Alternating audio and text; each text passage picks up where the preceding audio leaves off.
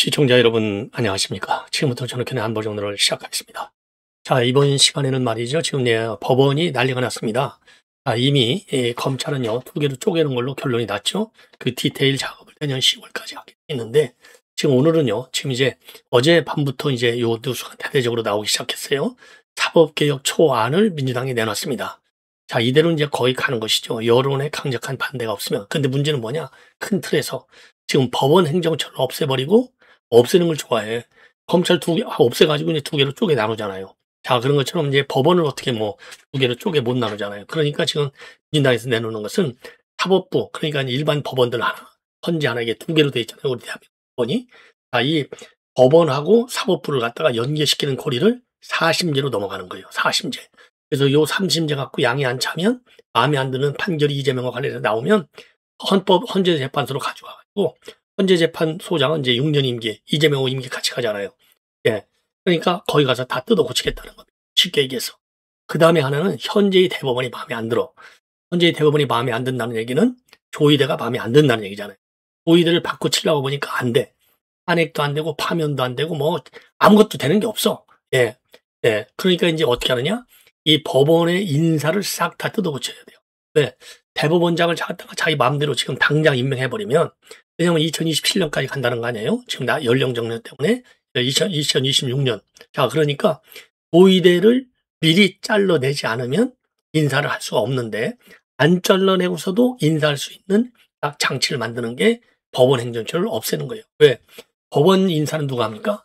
법원 행정처장이 하잖아요. 누구의 명을 받아서? 대법원장의 명을 받아서. 대법원장이 결재권자니까요. 근데 이걸 없애버리고 위원회로 만들어요. 위원회로 만드는데 법률가들만 집어넣느냐? 법률가 아닌 사람들도 지들 멋대로 집어넣는 거예요. 한마디로 얘기해서. 예. 아니, 지들 멋대로 집어넣으려고 비법조인, 아니, 법원 인사하는데 비법조인 판사들이 법원 인사를 갖다가 비법조인으로 한다? 그러면요, 대법원 인사마저도 포퓰리스트로 가겠다는 거예요. 포퓰리즘으로. 인기 영합주의. 이거 김명수가 시도했잖아요. 예? 지금 법원장을 갖다가 밑에서 투표해서 올리라고 했잖아요. 이거하고 다를 게 뭐가 있냐 이 말이에요. 요 좌파들 행태가. 그래서 이 법원 행정처를 없애버리고 사법행정위원회를 만들어주고, 그러면 그냥 판사들 인사만 하느냐? 아니오시답니다. 사법행정위원회 위원장이 대법원장도 할 수 있어. 이게 핵심이에요, 사실. 다른 대법원 개혁안 많이 나눴잖아요. 대법관 26명으로 늘리는 등등. 예. 그리고 이제 개업했을 때 천관위에 5년간 금지시키는 등등 많이 나눴는데, 그거는 잔잔한 이 파도고요. 대형 파도는 뭐냐? 대법원장도 사법행정위원장이 겸직할 수 있게 만들어놨어요. 야, 이거는 사법행정위원회 위원장을 대법원으로 하면은요, 이거는 뭐하고 똑같느냐? 방송통신심의위원회를 없애버리고 방송통신미디어위원회를 만들었잖아요. 그래갖고 이준석이를 잘라냈지 않습니까? 왜? 법이 없어지니까. 아니, 방통위법이 없는데 존립 근거가 없어지는 거죠. 그런 것처럼 이제 법원행정처를 만들어가지고 이 위원장을 선임해서 위원장이 대법원장이 하게 되는 거예요. 그러면 당연히 어떻게 되느냐? 조의대는 아웃된다. 그리고 설령 아웃이 안 되고 별도의 위원장을 둔다 하더라도 헛수아비가 되는 거죠. 왜? 인사권 뺏겼는데? 인사 행정권 뺏겼으면 끝난 거죠. 인사권하고 행정 예산권 뺏겼는데 뭘로 조의대가 사법부를 운영하냐고요. 헛수아비. 예, 정말 꼭두각시 갖다 앉혀놓은 거죠. 꼭두각시. 자, 그래서 지금 법원이 지금 난리가 나고 있어요. 예. 그래서 지금 이제 이 보도에 의하면 이건 베네수엘라 독재로 가는 것 아니냐. 예, 중남미형 독재 국가로 가는 길이다. 이런 비판을 하고 있습니다. 베네수엘라 독재 정권과 닮았다. 그래서 요거를 이제 이 자료 화면도 여러분께 보여드리겠지만은, 지금 쭉 제가 이거를 약간은 좀 내용이 어려워요. 채널 A가 보도를 굉장히 쉽게 잘하고 있습니다. 그래서 채널 A 보도 내용을 그대로 인용해 드리도록 하겠고, 지금 앞방송에서부터 제가 설명해 드리려고 했던 이 성우정 기자의 칼럼, 총묘와 대장동, 그 기막힌 부조화, 예. 자, 요 칼럼을 이렇게 말씀드리고, 그 다음에 우리 국민의힘, 지금 이제 이 당심이냐 민심이냐를 가지고 지금 난리가 났어요. 근데 이제 장동혁이는 당심을 높이는 쪽으로, 그러니까 야, 너 벌써 2선 하려고 그래? 난리가 났습니다. 그리고 나경원 의원이 조선일보 단독 인터뷰를 했어요. 자, 1번은 한동훈, 2번이 오세훈.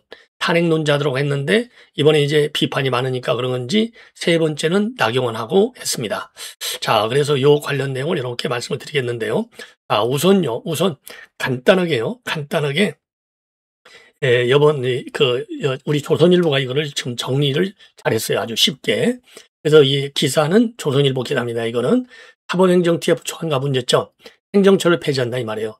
친여권 인사 다수인 우연의 구성을 통해서 사법행정을 장악하겠다. 그리고 사법부 독립권을 침해하기 때문에 우연 소지가 있다. 두 번째, 요 심의 의결을 통해서 법관을 인사한다는 거예요. 그래서 이거는 대법원장 인사를 무력화시키는 것이고 친여 성향의 법관을 중요 보직에 임명했다는 꼼수다. 그리고 법원장 추천제를 보완하는 거, 이거 김명수 때 했는데 이게 인기투표제잖아요. 이거 명랑 백화점입니까? 말도 안 되는 거죠. 그리고 전국법관 대표회의 각급 법원 판사의 역할을 강화한다. 이게 공식적인 역할로 바꾸는 거예요. 지금은 공식적인 역할은 아니거든요. 그냥 지들끼리 회의하는 것이지. 근데 이제 강제성을 부여하는 겁니다. 이것도 인민재판식이라고 비슷하게 가는. 그래서 각급 법원 판사회의 경우에는 자문기구에서 심의 의결기구로 격상시키는 거예요. 그래서 사법행정이 소수 진보 성향 법관들이 철저하게 진보 좌파의 사법부로 제도를 뜯어 고친다. 이렇게 되는 겁니다. 자, 그리고요. 지금 사법행정위원장 선임은 어떻게 하느냐? 자, 하나는요. 전국 법관회의 비법관 출신 변호사, 법학교수, 비법조인, 비공무원 위원 7명 중에서 1명을 추천하게 돼 있어요. 그래서 인사청문회를 거쳐서 대법원장이 임명하는 겁니다. 대법원장이 임명할 수도 있고 거꾸로 대법원장이 사법행정위원장도 겸임할 수 있도록 해놨어요. 이게 꼼수입니다. 자, 그러면은요. 신설 사법행정위원회 이게 제일 핵심이거든요. 위원장 1명에 상임위원 2명, 13명으로 돼 있는데 법관은 4명에서 6명, 변호사가 3명, 법대 교수가 2명, 비법조인하고 비공무원이 2명 이렇게 돼 있어요. 그럼 법관 4명에서 0명은 대법원장이 지명하는 사람이 1명, 전국 법원장회의 추천 법관이 1명, 전국 법관 대표회의 추천 법관이 2명, 예. 그 다음에 헌재 소장이 1명, 법무장관이 1명. 여기에 법무장관이 왜 들어가요? 법무장관 들어가면 안 되지. 이 법무장관은 행정부 인사인데 왜 사법부에 들어가냐고. 그리고 사법부 인사의 이건 이 입법행정사법의 권력 분립 대원칙에도 반하는 거예요. 견제와 균형. 그리고 변호사 3명이 들어가는 겁니다. 예, 그래서 비법관 공무원 퇴직 2년 이상인자인데 변협회장 추천이 1명, 그 다음에 각 지방변협회장 여기서 2명입니다.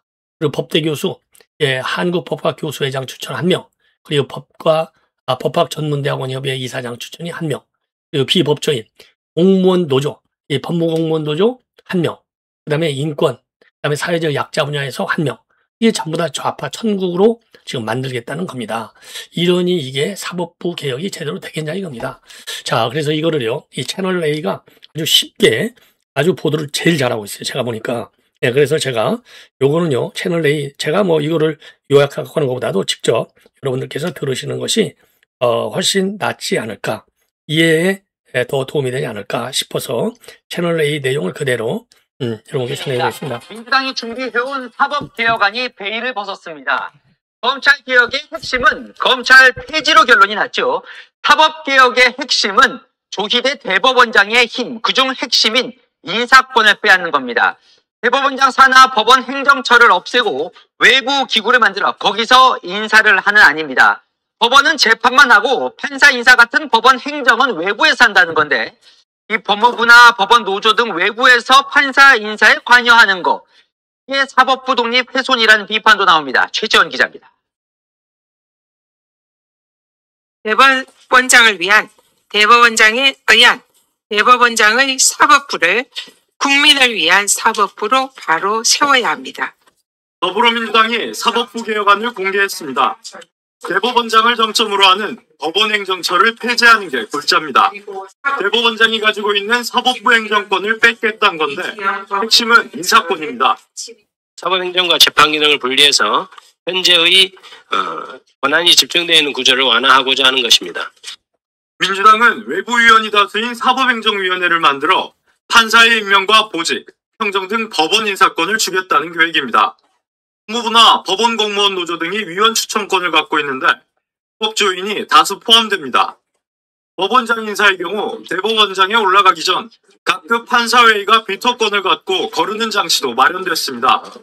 안팎으로 사실상 대법원장의 인사권이 무력화된다는 평가가 나옵니다. 판사 징계 기간을 최대 2년으로 늘리고 퇴직 대법관의 대법원 사건 수임을 5년간 금지하는 전관예우 근절안도 포함됐습니다. 민주당은 오늘 공개한 초안을 토대로 올해 안에 입법을 완료하겠다는 방침입니다. 채널A 뉴스 최재환입니다. 오늘 발표한 사법개혁안은 위헌 소지가 있다. 이 법원 대표로 참석한 판사가 민주당 발표 위원장에서 지적했습니다. 사법부 독립이라는 건 재판, 그러니까 사법권뿐 아니라 판사 인사로 대표되는 사법행정권도 함께 포함되는 거라며 판사 인사를 외부에서 할 경우 만약 그들이 판사 인사로 재판에 영향을 주려 한다면 그걸 어떻게 막냐는 겁니다. 조민기 기자입니다. 민주당 사법개혁안 입법공청회에 토론자로 참석한 대법원 소속 판사, 법원 인사와 행정을 총괄하는 법원행정처를 폐지하는 건 위헌 소지가 있다며 공개적으로 반발했습니다. 비법관위원이 다수를 차지하는 위원회에 법관 인사에 대한 모든 권한을 집중시킨다면 인사를 통해 재판에 영향을 미치려는 외부의 시도를 효과적으로 처단하기가 어렵습니다. 민주당 안대로라면 판사들이 정치적, 외부적 간섭을 받을 가능성이 높은 만큼 사법권 독립이 침해될 수 있다는 겁니다. 민주당 의원들과 직접 공방도 주고받았습니다. 오히려 이 사법행정은 비법관이 필요하다. 왜냐하면 재판에 좀 더 집중할 수 있게 해야 합니다. 법관의 재판 환경과 재판에서 고민하는 사항을 알고 그들에게 맞는 언어로 그걸 설득시키고 그 제도를 정착시켜야지. 사법행정을 합의제 방식으로 운영하는 것도 부적절하다고 꼬집었습니다. 의사결정이 지연되고 책임 소재가 불명확해지는 등 문제점이 많아 비효율적이란 겁니다. 대한변호사협회도 대법원장의 법관 임명권이 유명무실해질 수 있다며 우려를 나타냈습니다. 사법행정위의 이 의결이 대법원장의 임명권을 실질적으로 형해화하지 않도록 신중한 검토가 필요할 것으로 생각됩니다. 국민의힘은 민주당이 사법부 장악과 조희대 대법원장에 대한 원한풀이에 나섰다며 사법부를 민주당의 권력 아래 두려는 정치 개입식 개혁 시도에 반대한다는 입장을 밝혔습니다. 채널A 뉴스 조민기입니다. 네, 법조팀 김지윤 기자, 안인 기자 나왔습니다. 자, 오늘 민주당이 이제 발표를 했는데요. 만약에 이 법안대로 통과가 되면 조희대 대법원장은 정말 식물 대법원장이 되는 겁니까? 네, 여권의 사법개혁안 간단히 말해서요. 재판할 권한 빼고는 조희대 대법원장의 권한 다 빼앗겠다 이런 겁니다. 대법원장은 전원합의체 재판장 역할을 하죠. 중요 사건의 3심 재판을 주관하는 겁니다. 재판 말고도 법원 예산과 인사, 조직 운영은 대법원장을 보좌하는 법원 행정처가 담당해 왔거든요.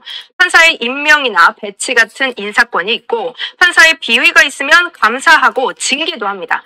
법원 예산을 짜고 입법과 관련한 사법부 의견을 내는 역할도 맡습니다. 그런데 이 법원 행정처를 폐지해버리면 결과적으로 조희대 대법원장 역할을 3심 재판으로 묶어두는 효과가 생기는 겁니다.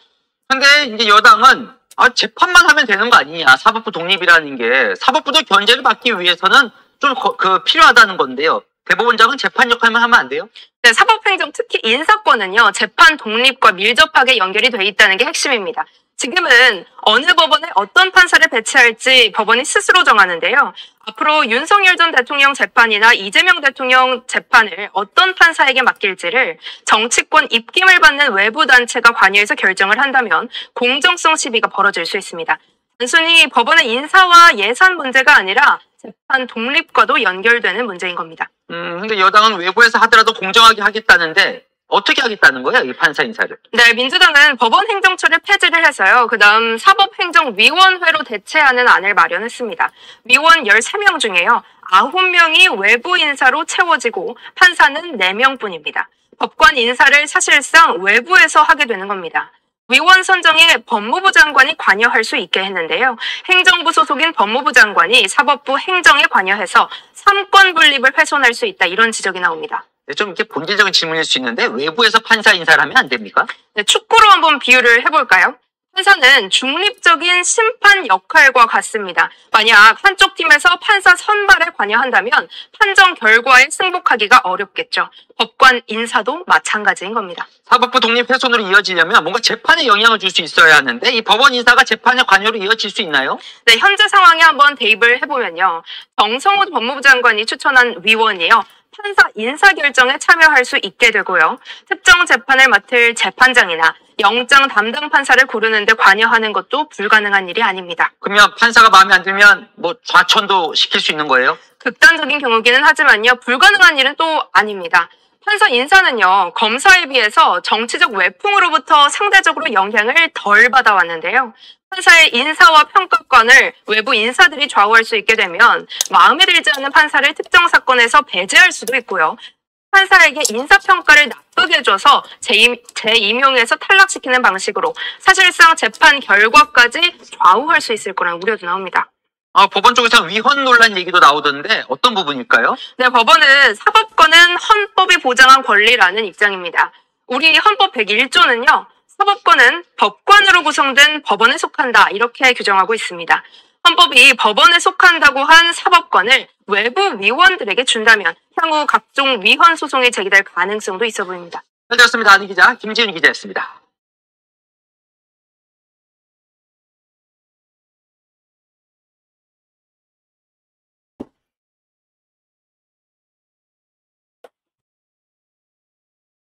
여러분들 말이죠. 지금 이제 잘 들으셨죠? 자, 이렇게 해서 완전히 사법을 말이죠. 사법을 이재명의 종속기구. 물론 이제 뭐 대통령이 제일 정점에 있으니까 그 아래에 있는 건 맞는데 이 얘기에서 여기서 이제 종속이라고 하는 것은 뭐냐? 이재명이 멋대로 재판하겠다는 겁니다. 쉽게 얘기해서 방탄에만 집중하겠다. 방탄에 장애가 되는 모든 제도와 법은 다 지금 뜯어 고치고 있는 게 현 민주당입니다. 자, 이거 용납할 수 있겠습니까? 도저히 안 되는 것이죠. 예. 자, 그래서 요 내용을 여러분께 말씀을 드렸고, 그 다음에 지금 나경원 의원에 이제 발언하고, 그 다음에 장동혁, 이거 쉽게 얘기해서 그냥 가겠다는 겁니다. 7대3으로 가겠다. 여기에 대해서 지금 당내 반발이 상당해요. 자, 그래서 나경원 의원하고, 그 다음에 이제 이 당심, 장동혁이가 한 얘기를 여러분께 말씀을 드립니다. 예. 자, 장동혁이가 지금 뭐라고 얘기를 했냐면요. 바로 어제 이제 장동혁이가 지금 이렇게 얘기를 했습니다. 자, 당 대표로서 당성, 즉 당을 위한 충성도죠. 당 충성도, 당 충성도는 당 대표에 대한 충성도라고 그 해석이 가능한 대목인데, 당 대표로서 당성을 강조해 왔고 당원 권리를 확대하겠다고 약속해 왔다. 자, 이 얘기는 당원 투표 비율을 계속 확대해 나가는데 나도 이의가 없다. 이렇게 지금 해석이 되는 대목입니다. 자, 그리고요, 지금 이제 요거 지방선거 선거를 총괄 기획단의 단장이 누구냐면 나경원이에요. 나경원 의원도 경선 룰 개정을 공개적으로 건의를 했습니다. 50대 50에서 70대 30으로 조정하는 것이 좋겠다. 근데 여기에 대해서 이제 당내 반론이 많으니까 결정된 바는 없다라고 지도부는 한 발을 빼고 있지만은 지금 당심을 80으로 하든 100으로 하든 못할 이유가 뭐가 있느냐. 이런 분위기라고 하고요.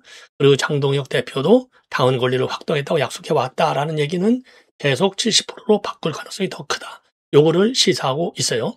자, 그런데 여기에 지금 강력히 반발하는 의원들이 실명으로 김용태, 윤상현, 그리고 이제 박정훈, 이런 사람들이 이제 강하게 반대를 하고 있어요.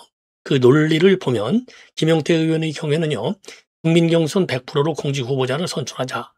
자, 그리고 선거는 전체 국민을 대상으로 우리 보수 정당의 비전과 가치를 제시하고 설득하고 신뢰를 얻는 과정이다.